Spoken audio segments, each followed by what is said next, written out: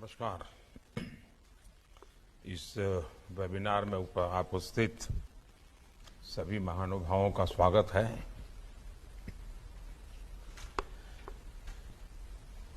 आज का नया भारत नए वर्क कल्चर के साथ आगे बढ़ रहा है। इस बार भी बजट की खूब वाहवाही हुई है। देश के लोगों ने इसे बहुत पॉजिटिव तरीके से लिया है। अगर पुराना वर्क कल्चर होता तो इस तरह के बजट वेबिनार्स के बारे में कोई सोचता ही नहीं। लेकिन आज हमारी सरकार बजट के पहले भी और बजट के बाद भी हर स्टेक होल्डर के साथ विस्तार से चर्चा करती हैं, उनको साथ लेकर के चलने का प्रयास करती हैं। बजट का मैक्सिमम आउटकम कैसे आए, बजट का इंप्लीमेंटेशन तय समय सीमा के भीतर कैसे हो, जो लक्ष्य बजट में तय किए गए हैं उन्हें प्राप्त करने में ये वेबिनार एक कैटलिस्ट की तरह काम करता है। आप भी जानते हैं कि मुझे हेड ऑफ द गवर्नमेंट के तौर पर काम करते हुए 20 साल से भी अधिक समय का अनुभव रहा है। इस अनुभव का एक निचोड़ ये भी है कि जब किसी नीतिगत निर्णय से सभी स्टेक होल्डर्स जुड़ते हैं तो रिजल्ट भी मनचाहा आता है, समय सीमा के भीतर आता है। हमने देखा है कि बीते कुछ दिनों में जो वेबिनार हुए उसमें हजारों लोग हमारे साथ जुड़े। दिन भर सब लोग मिलकर के बहुत ही गहन मंथन करते रहे और मैं कह सकता हूं कि बहुत ही महत्वपूर्ण सुझाव आए और आगे के लिए आए। जो बजट है उसी पर ध्यान केंद्रित किया और उसी में से कैसे आगे बढ़ा जाए, बहुत उत्तम सुझाव आए। अब आज हम देश के टूरिज्म सेक्टर के कायाकल्प के लिए ये बजट वेबिनार कर रहे हैं। साथियों, भारत में हमें टूरिज्म सेक्टर को नई ऊंचाई देने के लिए आउट ऑफ द बॉक्स सोचना होगा और लॉन्ग टर्म प्लानिंग करके चलना होगा। जब भी कोई टूरिस्ट डेस्टिनेशन को विकसित करने की बात आती है तो कुछ बातें बहुत महत्वपूर्ण होती है। जैसे उस स्थान का पोटेंशियल क्या है, ईज ऑफ ट्रैवल के लिए वहां की इंफ्रास्ट्रक्चर नीड क्या है, उसे कैसा पूरा करेंगे, इस पूरे टूरिस्ट डेस्टिनेशन को प्रमोशन के लिए हम और क्या क्या नए तरीके अपना सकते हैं। इन सारे सवालों का जवाब आपको भविष्य का रोड मैप बनाने में बहुत मदद करेगा। अब जैसे हमारे देश में टूरिज्म का पोटेंशियल बहुत ज्यादा है, coastal tourism, beach tourism, mangrove tourism, Himalayan tourism, adventure tourism, wildlife tourism, eco tourism, heritage tourism, spiritual tourism, wedding destination, conferences के द्वारा टूरिज्म, स्पोर्ट्स के द्वारा टूरिज्म, ऐसे अनेक क्षेत्र हैं। अब देखिए, Ramayana circuit, Buddha circuit, Krishna circuit, north east circuit, Gandhi circuit, सब हमारे महान गुरु परंपरा हुई, उनके सारे तीर्थ क्षेत्र, पूरा पंजाब भरा पड़ा है। हमें इन सभी को ध्यान में रखते हुए मिलकर के काम करना ही है।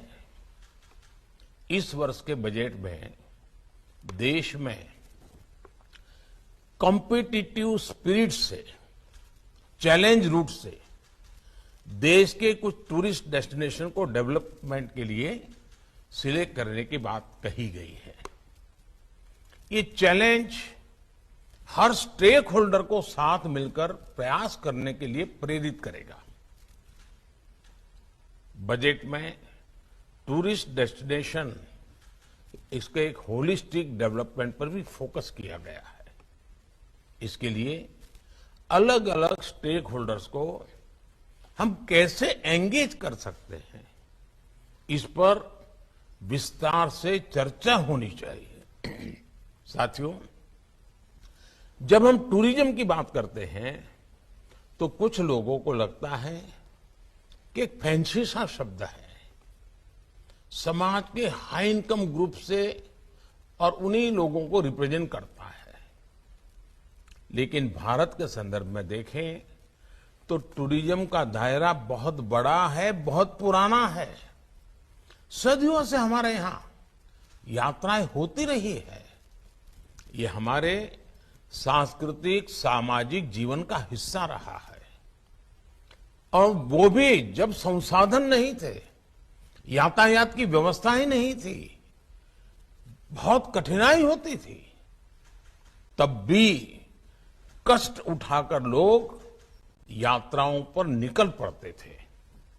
चार धाम यात्रा हो, 12 ज्योतिर्लिंग की यात्रा हो, 51 शक्तिपीठ की यात्रा हो, ऐसी कितनी ही यात्राएं हैं हमारे आस्था के स्थलों को जोड़ती थी।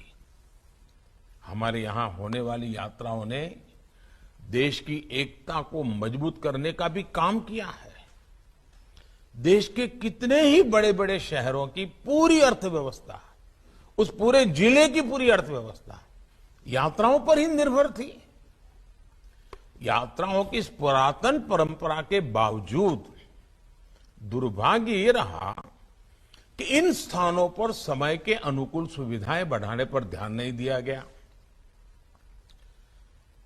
पहले सैकड़ों वर्षों की गुलामी और फिर आजादी के बाद के दशकों में इन स्थानों की राजनीतिक उपेक्षा ने देश का बहुत नुकसान किया। अब आज का भारत इस स्थिति को बदल रहा है। जब यात्रियों के लिए सुविधाएं बढ़ती हैं तो कैसे यात्रियों में आकर्षण बढ़ता है, उनकी संख्या में भारी वृद्धि होती है। और ये भी हम देश में देख रहे हैं। जब वाराणसी में काशी विश्वनाथ धाम का पुनर्निर्माण नहीं हुआ था तो उस समय साल में 70-80 लाख के आसपास ही लोग मंदिर के दर्शन के लिए आते थे। काशी विश्वनाथ धाम का पुनर्निर्माण होने के बाद पिछले साल वाराणसी जाने वाले लोगों की संख्या 7 करोड़ को पार कर गई है। इसी तरह जब केदार घाटी में पुनर्निर्माण का काम नहीं हुआ था तो वहां भी सालाना 4-5 लाख लोग ही दर्शन के लिए आते थे। लेकिन पिछले साल 15 लाख से ज्यादा श्रद्धालु बाबा केदार के दर्शन के लिए गए। अगर मेरा गुजरात का पुराना अनुभव है, वहां का भी अनुभव आपसे शेयर करता हूं। गुजरात में पावागढ़ करके एक तीर्थ क्षेत्र है बड़ौदा के पास। जब वहां का पुनर्निर्माण नहीं हुआ था, पुरानी हालत थी, तो मुश्किल से 2000, 5000, 3000 इतनी संख्या में लोग आते थे। लेकिन वहां जीर्णोद्धार हुआ, कुछ इंफ्रास्ट्रक्चर बना, सुविधाएं बनी, तो उस पावागढ़ मंदिर के पुनर्निर्माण के बाद, नवनिर्माण के बाद करीब करीब 80,000 लोग वहां औसतन आते हैं। यानी सुविधाएं बढ़ी तो इसका सीधा प्रभाव यात्रियों की संख्या पर पड़ा। टूरिज्म को बढ़ाने के लिए उसके सराउंडिंग जो चीजें होती वो भी बढ़ने लग गई है। और ज्यादा संख्या में लोगों के आने का अर्थ है स्थानीय स्तर पर कमाई के ज्यादा अवसर, रोजगार, स्वरोजगार के ज्यादा मौके। अब देखिए, दुनिया की सबसे ऊंची प्रतिमा स्टैच्यू ऑफ यूनिटी का भी उदाहरण देगा। ये प्रतिमा बनने के बाद 1 साल के भीतर ही 27 लाख लोग उसे देखने के लिए पहुंचे।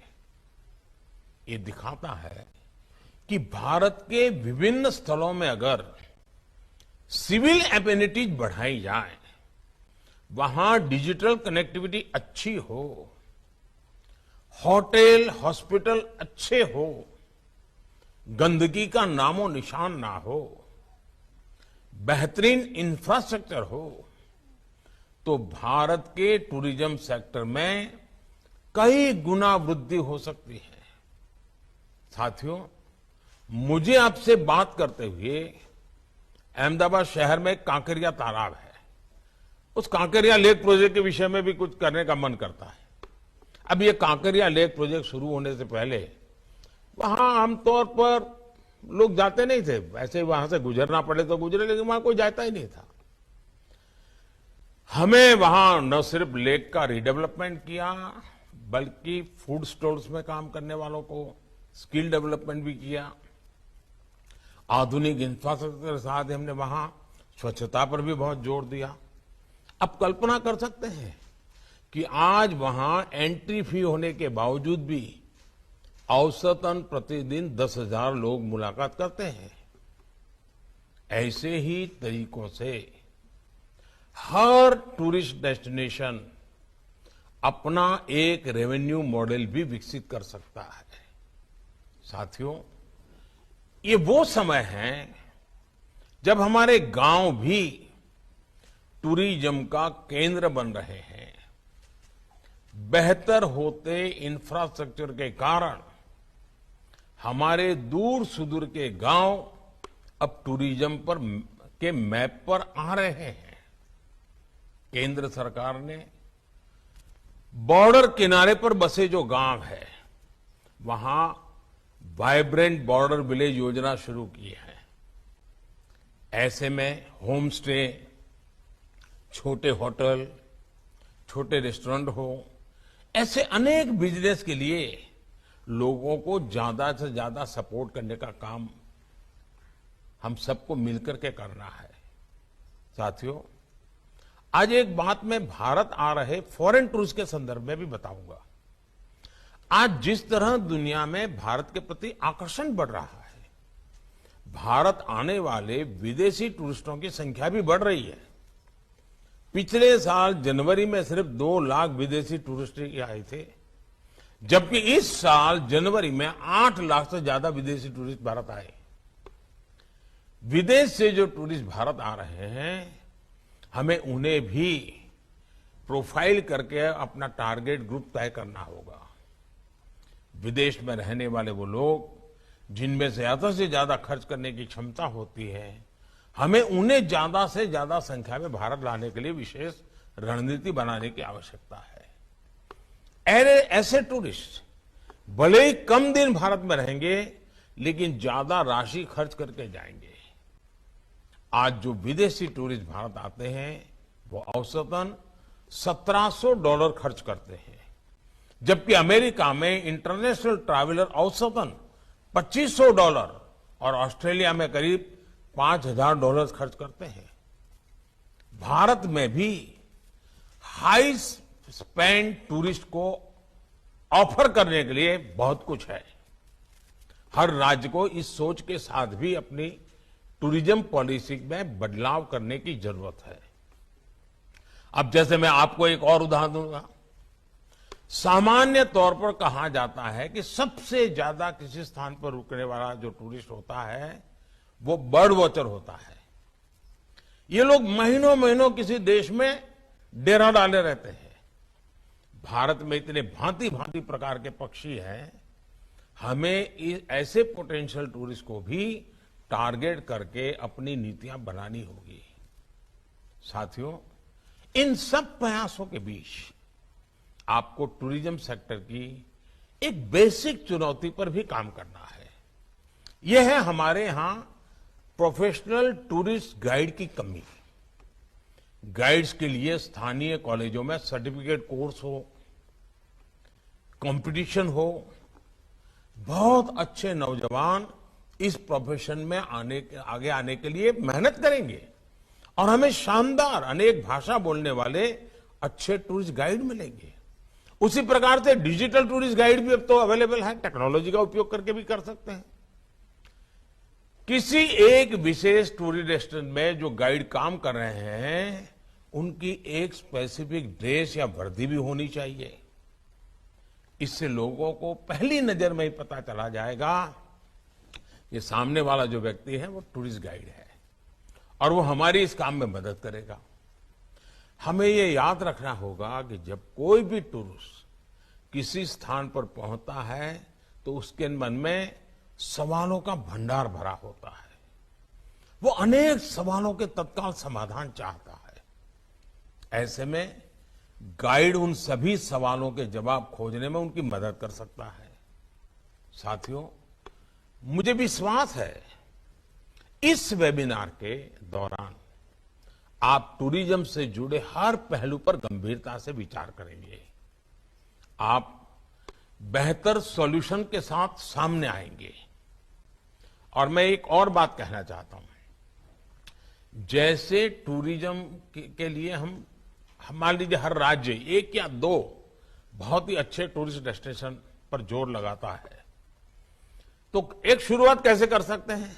हम तय करें कि भाई स्कूल से बच्चे जो टूरिस्ट के रूप में निकलते हैं, हर स्कूल टूरिस्ट करते ही है, यात्रा के लिए निकलते ही है, 2 दिन 3 दिन के कार्यक्रम बनाते हैं।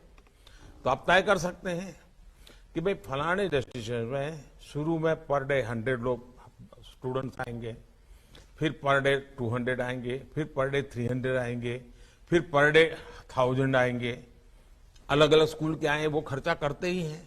यहां जो लोग हैं उनको लगेगा कि इतनी बड़ी संख्या में लोग आ रहे हैं, चलो ये व्यवस्था खड़ी करो, ये दुकान खड़ी करो, पानी की व्यवस्था करो, अपने आप शुरू हो जाएगा।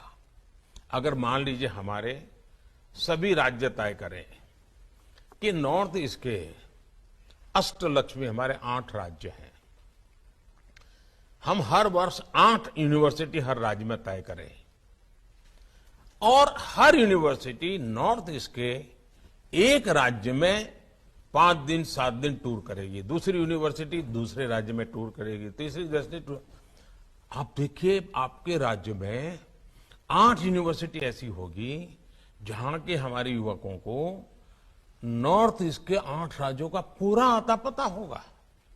उसी प्रकार से आजकल वेडिंग डेस्टिनेशन एक बहुत बड़ा बिजनेस हुआ है, बहुत बड़ा टूरिस्ट डेस्टिनेशन बन रहा है।